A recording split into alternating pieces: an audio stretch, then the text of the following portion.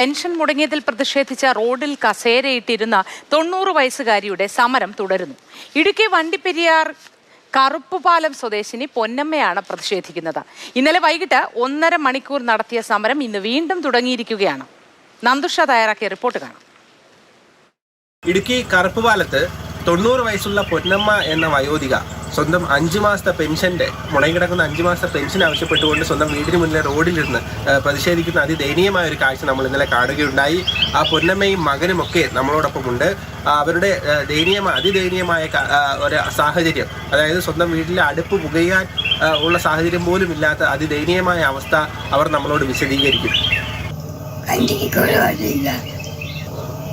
എത്ര മാസമായി പെൻഷൻ കിട്ടിയിട്ട്? കഞ്ഞിക്ക് നിവർത്തിയില്ല. എന്ത് ചെയ്യും? പണിയുമില്ല. എന്ത് ചെയ്യാനാ? പഞ്ചായത്തിലൊക്കെ അറിയിച്ചില്ലേ? എല്ലാ സ്ഥലത്തും അറിയിച്ചിട്ടുണ്ട്. അവർ വന്ന് പറഞ്ഞതില്ലയോ?